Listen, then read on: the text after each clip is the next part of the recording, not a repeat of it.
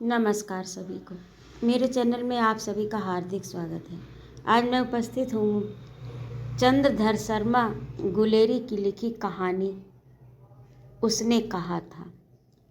बड़े शहरों के इक्के गाड़ी वालों की जबान के कोड़ों से जिनकी पीठ छिल गई है और कान न पक गए हैं, उनसे हमारी प्रार्थना है कि अमृतसर में बंदूक काट वालों की बोली का मरहम लगावें, जबकि बड़े शहरों की चौड़ी सड़कों पर घोड़े की पीठ को चाबुक से धुनते हुए इक्के वाले कभी घोड़े की नानी से अपना निकट यौन संबंध स्थिर करते हैं, कभी उसके गुप्त गुहा अंगों से डॉक्टरों को ले जाने वाला परिचय दिखाते हैं, कभी राह चलते पैदलों की आँखों के न होने पर तरस खाते हैं, कभी उनके पैरों की अंगुलियों के पोरों को चींध कर अपने ही को सताया हुआ बताते हैं और संसार भर की ग्लानि, निराशा और क्षोभ के अवतार बने नाक की सीध चले जाते हैं।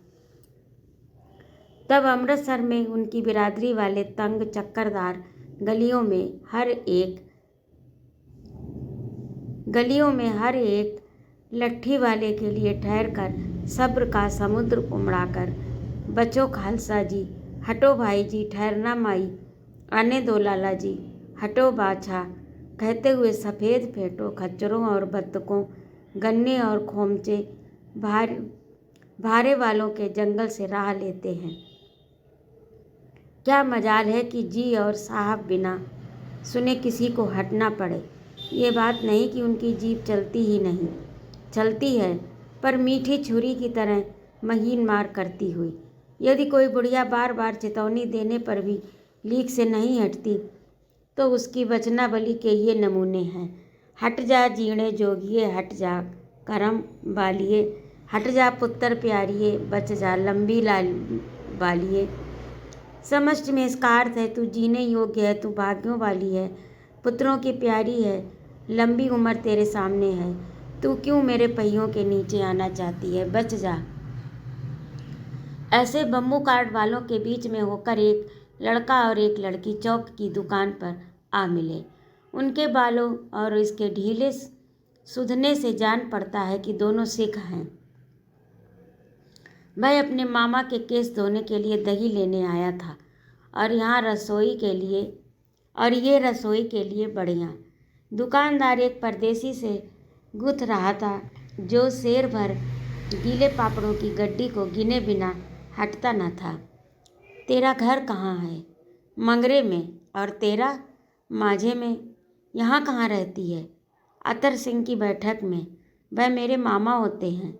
मैं भी मामा के यहाँ आया हूँ। उसका घर गुरु बाजार में है। इतने में दुकानदार निपटा और इनका सौदा देने लगा। सौदा लेकर दोनों साथ साथ चले।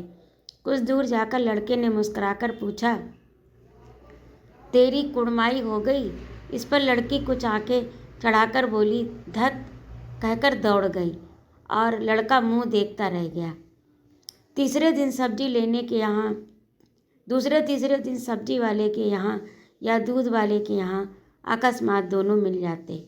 महीने भर यही हाल रहा। लड़के ने फिर पूछा, तेरी कुड़माई हो गई? और उत्तर में वही धत। एक दिन जब फिर लड़के ने वैसे की हंसी में चढ़ाने के लिए पूछा तो लड़के की संभावना के विरुद्ध बोली, हाँ हो गई। कब? कल देखते नहीं ये रेशम से कड़ा हुआ सालू। लड़की भाग गई। लड़के ने घर की सीध ली। रास्ते में एक लड़के को मोरी में ढकेल दिया। एक छाबड़ी वाले की दिन भर की कमाई खोई। एक कुत्ते को पत्थर मारा और एक गोभी वाले के ठेले से दूध उड़ेल दिया। सामने नहाकर आती हुई किसी वैष्णवी से टकराकर अंधे की उपाधि पाई। तब कहीं वह घर पहुंचा। राम राम, यह भी कोई लड़ाई है? दिन रात खंदकों में बैठे हड्डियां अकड़ गईं। लुधियाने से 10 गुना जाड़ा और मेह बर्फ ऊपर से पिंडलियों तक कीचड़ में फंसे हुए हैं। गनीम कहीं दिखता नहीं। घंटे 2 घंटे में कान के पर्दे फायने वाले धमाके के साथ सारी खंदक हिल जाती हैं और सौ सौ गज धरती उछल पड़ती है। इस गैबी गोले से बचे तो कोई लड़े। नगरकोट का जलजला सुना था। यहाँ दिन में 25 जलजले होते हैं। जो कहीं खंदक से बाहर साफा या कोहिनी निकल गई तो चटाक से गोली लगती है। न मालूम बेईमान मिट्टी में लेटे हैं या पास की पत्तियों में छिपे रहते हैं। लहना सिंह और 3 दिन हैं। चार तो खंदक में ही बिता दिए। परसों रिलीफ आ जाएगी और 7 दिन की छुट्टी। अपने हाथों झटका करेंगे, पेट भर खाकर सो रहेंगे। उसी फिरंगी मेम के बाग में मखमल सा हरा घास है। फल और दूध की वर्षा कर देती है। लाख कहते हैं पर दाम नहीं लेती। कहती तुम राजी हो, मेरे मुल्क को बचाकर आए हो। 4 दिन तक एक पलक नींद नहीं मिली। बिना फेरे घोड़ा बिगड़ता है और बिना लड़े सिपाही। एक तो संगीन चढ़ाकर मार्च का हुक्म मिल गया, फिर 7 जर्मनों को अकेला मार कर न लौटूं तो मुझे दरबार साहब की देहली पर मत्था टेकना नसीब न हो। पाजी कहीं के कलों के घोड़े संगीन देखते ही मुँह फाड़ देते हैं, पैर पकड़ने लगते हैं। यूं अंधेर में 30-30 मन का गोला फेंकते हैं। उस दिन धावा किया था, 4 मील तक एक जर्मन नहीं छोड़ा। पीछे जनरल साहब ने हट जाने का कमान दिया, नहीं तो सीधे बर्लिन पहुंच जाते। क्यों? सूबेदार हजारा सिंह ने मुस्कराकर कहा, लड़ाई के मामले में जमादार या नायक के चलाए नहीं चलते। बड़े अफसर दूर की सोचते हैं। 300 मील का मामला है। एक तरफ बढ़ गए तो क्या होगा? सूबेदार जी सच है, लहना सिंह बोला, पर करें क्या? हड्डियों में तो जाड़ा धस गया है। सूर्य निकलता नहीं। खाई में दोनों तरफ से चंबे की बावलियों के से सोते झर रहे हैं। एक धावा हो जाए तो गर्मी आ जाए। उदी उठ, सिगड़ी में कोयले डाल। बजीरा तुम 4 जने बाल्टियां लेकर खाई का पानी बाहर फेंको। महासिंह शाम हो गई, खाई के दरवाजे का पहरा बदल दो।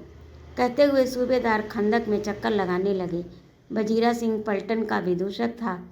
बाल्टी में गदला पानी भरकर खाई के बाहर फेंकता हुआ बोला, मैं पाधा बन गया हूँ। करो जर्मनी के बादशाह का तर्पण। इस पर सब खिलखिला पड़े और उदासी के बादल फट गए। लहना सिंह ने दूसरी बाल्टी भरकर उसके हाथ में देकर कहा, अपनी बाड़ी के खरबूजे में पानी दो। ऐसा खाद का पानी पंजाब भर में नहीं मिलेगा।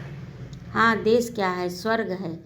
मैं तो लड़ाई के बाद सरकार से 10 घुमा जमीन यहाँ मांग लूँगा और फलों के बूटे लगाऊँगा। लाड़ी होरा को भी यहाँ बुला लेंगे।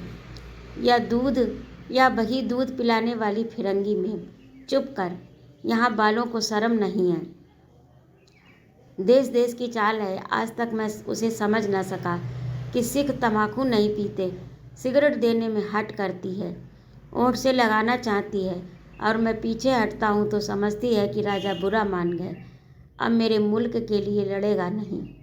अच्छा, अब बोध सिंह कैसा है? अच्छा है, जैसे मैं जानता ही न हूँ। रात भर तुम अपने दोनों कंबल उसे उड़ाते हो और आप सिगड़ी के सहारे गुजर करते हो।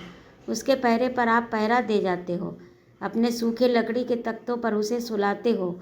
आप कीचड़ में पड़े रहते हो, कहीं तुम ना मांदे पड़ जाना। जाड़ा क्या है, मौत है, और निमोनिया से मरने वालों को मुरब्बे नहीं मिला करते। मेरा डेरा मत करो, मैं बुलेल की खड़ के किनारे मरूंगा। भाई कीरत सिंह की गोदी पर मेरा सिर होगा। मेरे हाथ के लगाए हुए आंगन के आम के पेड़ की छाँव होगी। वजीरा सिंह ने त्योरी चढ़ाकर कहा, क्या मरने मराने की बात लगाई है? मरे जर्मनी की तुरक। हाँ भाइयों, कैसे? दिल्ली शहर में पिसौर तू जान दिए, कर लेना लोंगा द व्यापार मड़िए, कर लेना नाड़े द सौदा आड़िए, एऊ लाड़ा चटाका कद्दू बाड़िया में मज़ेदार घोरिए, ऊड़े लाड़ा चटाका कद्दुए हैं। कौन जानता है कि दाढ़ियों वाले घरवारी सिख ऐसा लबों का गीत गाएंगे। पर सारी खंदक इस गूंज से गूंज उठी। सिपाही फिर ताज़ा हो गए, मानो 4 दिन से सोते और मौज ही करते रहे हों। दोपहर रात गई, अंधेरा है, सुनसान मची हुई है। बोधा सिंह 3 खाली बिस्कुटों के टिनों पर अपने दोनों कंबल बिछाकर लहना सिंह के 2 कंबल एक बरांड को ओढ़कर सो रहा है। लहना सिंह पहरे पर खड़ा हुआ है। एक आंख खाई के मुंह पर है और एक बोधा सिंह के दुबले शरीर पर। बोधा सिंह कराहा, क्यों बोधा भाई, क्या है? पानी पिला दो। लहना सिंह ने कटोरा उसके मुंह में लगाकर पूछा, कहो कैसे हो? पानी पीकर बोधा बोला, कंपनी छूट रही है, रोम रोम में तार दौड़ रहे हैं, दांत बज रहे हैं। अच्छा मेरी जर्सी पहन लो। और तुम? मेरे पास सिंगड़ी है और मुझे गर्मी लगती है, पसीना आ रहा है। ना, मैं नहीं पहनता। 4 दिन से तुम मेरे लिए। हाँ याद आई, मेरे पास दूसरी जर्सी है, आज सवेरे ही आई है। विलायत से मेमे बुन बुन कर भेज रही हैं। गुरु उनका भला करे। यूं कहकर लहना अपना कोट उतार कर जर्सी उतारने लगा। सच कहते हो? और नहीं, झूठ। यूं नाही कहकर करते। बोधा को उसने ज़बरदस्ती जर्सी पहना दी। और आप खाकी कोट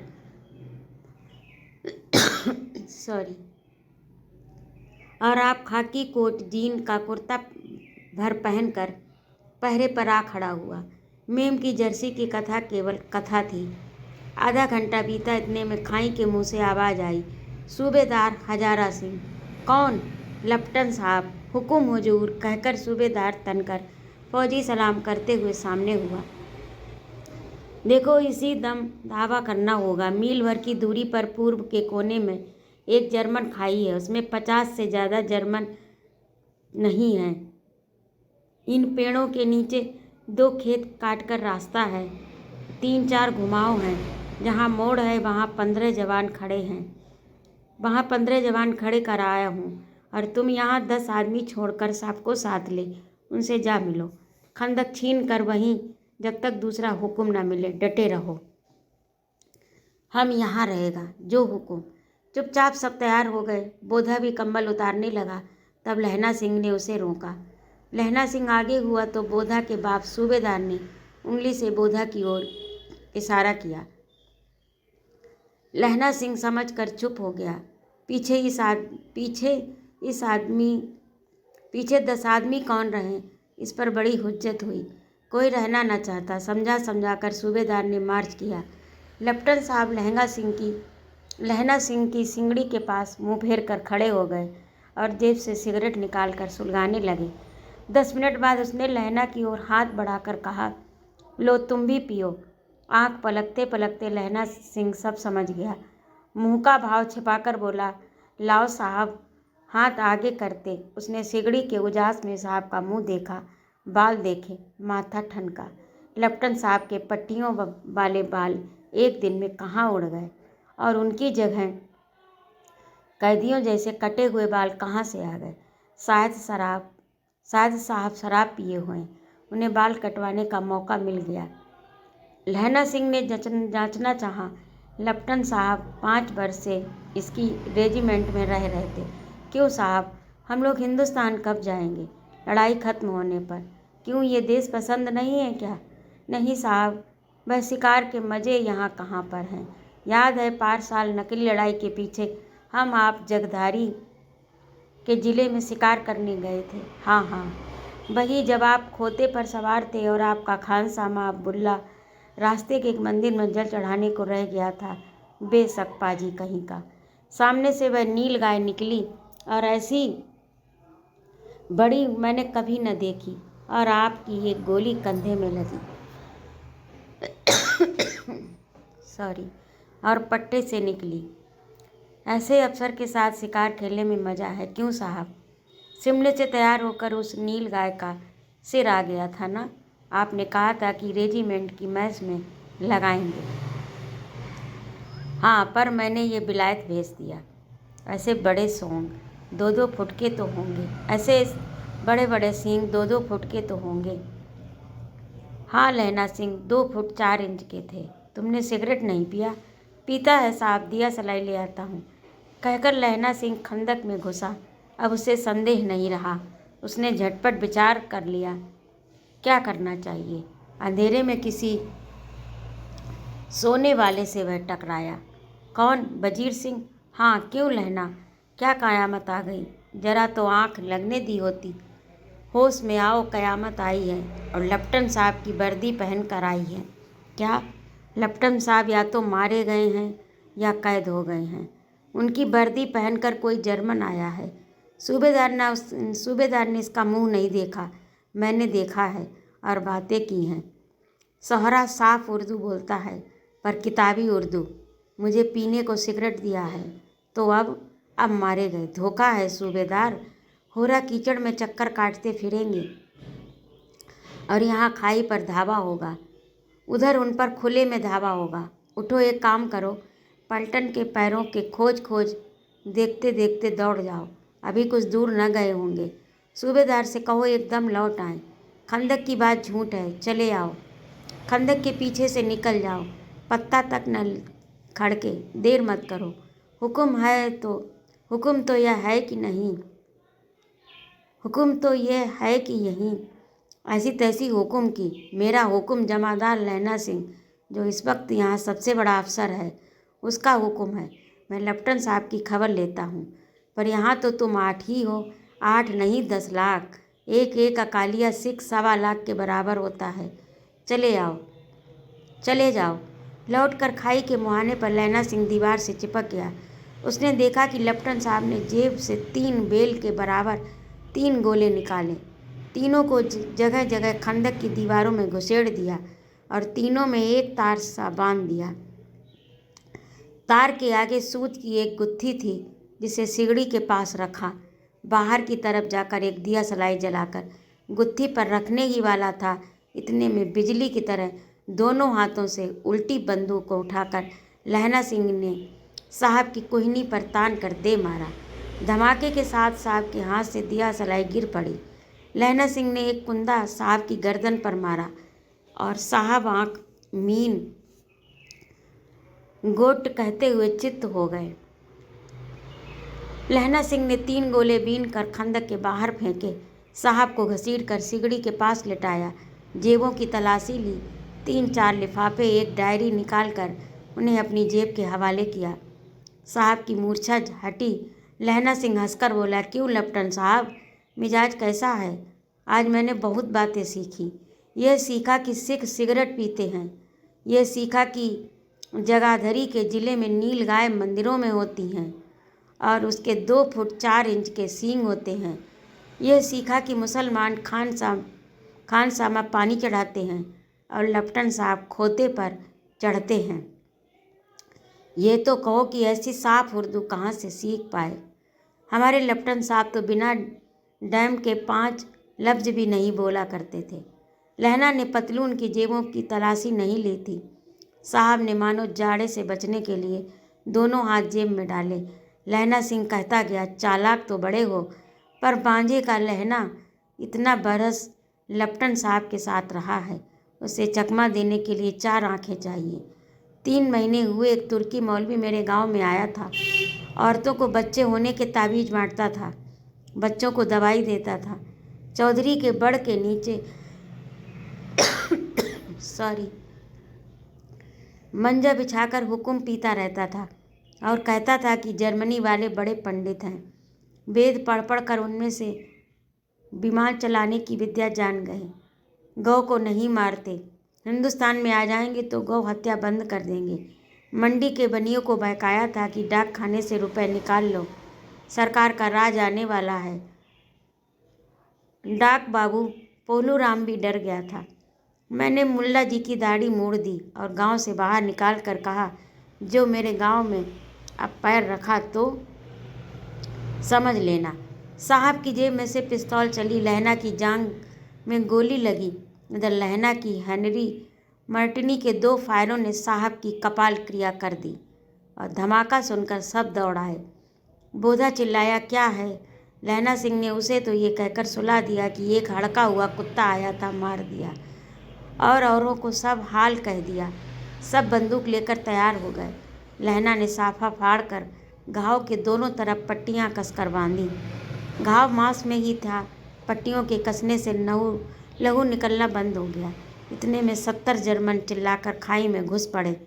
सिखों की बंदूकों की बाढ़ ने पहले धाबे को रोका, दूसरे को रोका, पर वे वहां 8 थे।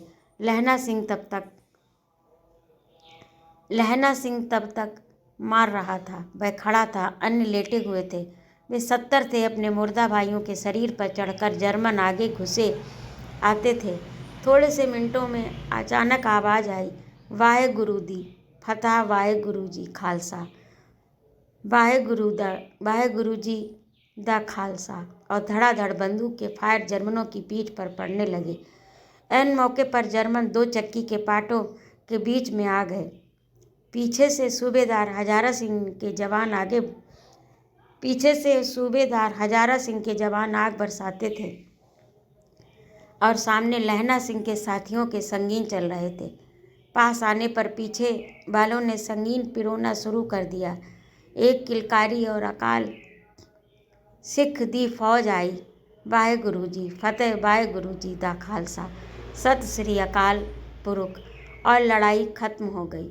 63 जर्मन या तो खेत रहे या कराह रहे थे। सिखों में 15 के प्राण गए। सूबेदार के दाहिने कंधे में गोली आर पार निकल गई। लहना सिंह की पसली में एक गोली लगी। उसने घाव को खंदक की गीली मिट्टी से पूरा कर लिया और बाकी का साफा कसकर कमरबंद की तरह लपेट लिया। किसी को खबर न पड़ी कि लहना के दूसरा भारी घाव लगा है। लड़ाई के समय चांद निकल आया था, ऐसा चांद कि जिसके प्रकाश में संस्कृत कवियों का दिया हुआ छई नाम सार्थक होता है। और हवा ऐसी चल रही कि जैसे कि बाण भट्ट की भाषा में दंत वीणोपदेशचार्य कहलाती। वजीर सिंह कह रहा था, कैसे मन भर फ्रांस की भूमि मेरे बूटों से चिपक रही थी जब मैं दौड़ा दौड़ा सूबेदार के पीछे गया था। सूबेदार लहना सिंह से सारा हाल सुन कागजात पाकर उसकी तुरंत बुद्धि को सराह रहे थे और कह रहे थे कि तू ना होता तो आज सब मारे जाते। इस लड़ाई की आवाज़ 3 मील दाहिनी ओर की खाई वालों ने सुन ली। उनके पीछे टेलीफोन कर दिया। वहाँ से झटपट 2 डॉक्टर और 2 बीमार को ढोने की गाड़ियाँ चलीं, जो 1-1.5 घंटे के अंदर अंदर आ पहुँची। फील्ड अस्पताल नज़दीक था। सुबह होते होते वहाँ पहुँच जाएंगे, इसलिए मामूली पट्टी बांधकर एक गाड़ी में घायल लिटाए गए और दूसरे में लाशें रखी गईं। सूबेदार ने लहना सिंह की जांघ में पट्टी बंधवानी चाहिए, पर उसने ये कहकर टाल दिया कि थोड़ा घाव है, सवेरे देखा जाएगा।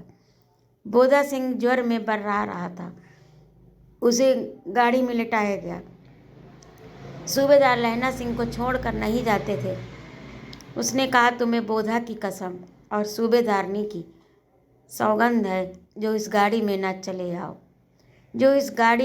चले जाओ और तुम मेरे लिए वहाँ पहुंचकर गाड़ी भेज देना। जर्मन मुर्दों के लिए भी तो गाड़ियाँ आती होंगी। मेरा हाल बुरा नहीं है, देखते नहीं मैं खड़ा हूँ। वजीरा सिंह मेरे पास है ही। अच्छा, पर बोधा गाड़ी पर लेट गया।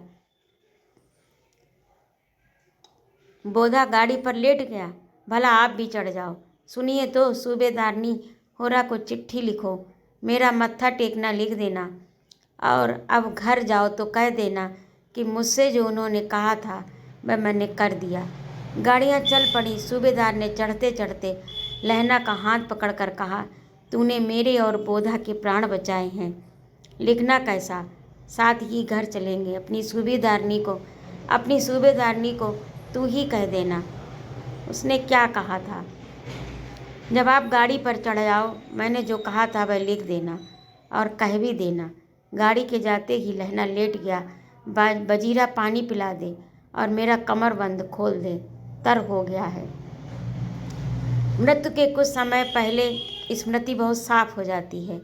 जन्म भर की घटनाएं एक एक करके सामने आती हैं और सारे दृश्यों के रंग साफ होते हैं।